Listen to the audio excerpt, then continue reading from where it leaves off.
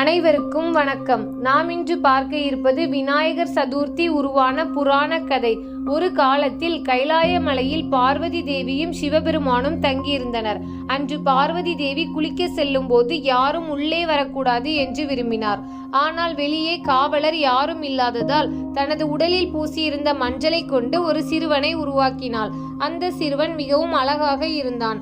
அவனை தன் மகனாக கருதி, மகனே, நான் குளிக்க செல்கிறேன், நீ கதவின் அருகே நின்று யாரையும் உள்ளே அனுமதிக்க கூடாது என்று உத்தரவிட்டாள். அவன் தாயின் கட்டளையை கேட்டுக்கொண்டு உறுதியாக காவலர் போல் கதவின் முன் நின்றான். அந்த நேரத்தில் சிவபெருமான் வந்தார். அவர் வழக்கம் போல உள்ளே செல்ல முயன்றார். ஆனால் அந்த சிறுவன், அம்மா உள்ளே இருக்கிறார், உங்களுக்கு அனுமதி இல்லை என்று தடை செய்தான்.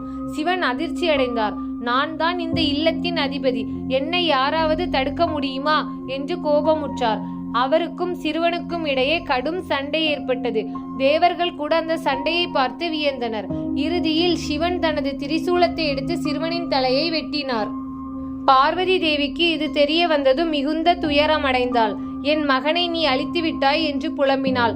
அவள் கோபம் கொந்தளித்து தன் சக்தியால் உலகையே எரிக்க தொடங்கினாள். அனைத்து தேவர்களும் பயந்து சிவனை பார்த்து, இந்த சிறுவனை மீண்டும் உயிர்ப்பிக்க வேண்டும், இல்லையெனில் உலகமே அழிந்து போய்விடும் என்று வேண்டினர். அப்போது சிவபெருமான் கணங்களிடம் கட்டளையிட்டார். வடக்கு திசையில் முதலில் காணப்படும் உயிரினத்தின் தலையை எடுத்து வா என்றார். அவர்கள் விரைவாக சென்று ஒரு யானையின் தலையை கொண்டு வந்தனர். அதை சிவன் சிறுவனின் உடலில் பொருத்தினார். உடனே அவன் கண்கள் திறந்து உயிர் பெடுத்து நின்றான். அவனை அனைவரும் கணேசன் என்று அழைத்தனர். அந்த நேரத்தில் அனைத்து தேவர்களும் கூடி கணேசருக்கு வரமளித்தனர். எந்த காரியத்தையும் தொடங்கும் முன் உன்னையே முதலில் வணங்க வேண்டும் என்று விஷ்ணு சொன்னார். உன்னை வணங்காமல் எதுவும் நிறைவேறாது என்று சிவன் அறிவித்தார். பார்வதி அவனை அன்புடன் அரவணைத்தாள். அந்த நாள் சுக்லபட்ச சதுர்த்தி திதி. அதனால் அன்றைய தினம் விநாயகர் சதுர்த்தி என்று அழைக்கப்படுகிறது. அன்றுதான் கணேசர் தடைகள் நீக்கும் தெய்வம் என்ற நிலையை பெற்றார். அதன்பின் மக்கள் எதையும் தொடங்குவதற்கு முன் விநாயகரை போற்றி வழிபட தொடங்கினர்.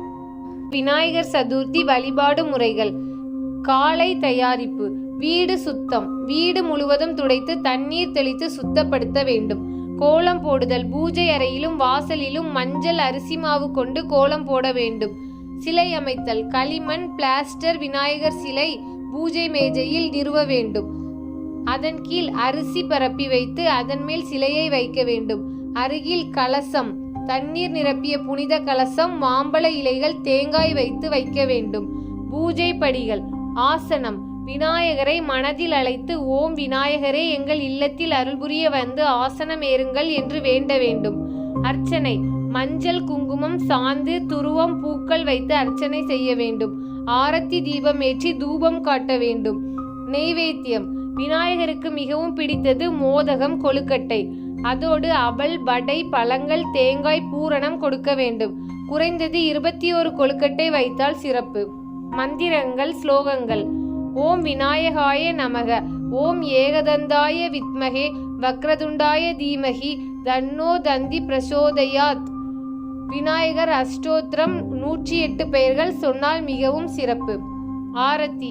கற்பூரம் ஏற்றி குடும்பத்தினர் அனைவரும் சேர்ந்து ஆரத்தி காட்ட வேண்டும். விநாயகா போற்றி என்று சொல்லி நமஸ்காரம் செய்ய வேண்டும். மாலை. சிலை நீராடுதல். பூஜை முடிந்த பின் சிலையை குளம், ஆறு, கடல் அல்லது வீட்டிலேயே பெரிய பாத்திரத்தில் நீர் நிறைத்து வைத்து அதில் கரைத்துவிட வேண்டும். அதற்குள் அடுத்த ஆண்டு மீண்டும் வருக என்று வேண்டிக் கொள்ள வேண்டும். சிறப்பு குறிப்பு என்னவென்றால், அன்று விரதம் இருந்து சுத்தமான சைவ உணவு உண்ண வேண்டும். குடும்பத்தினர் அனைவரும் ஒன்றாக கூடி பூஜை செய்தால் அதுவே சிறப்பாகும். எந்த காரியமும் தடையின்றி நடைபெறுவதற்கு விநாயகர் வழிபாடு அவசியம். தினமொரு கதையில் கதை கேட்ட அனைவருக்கும் நன்றி.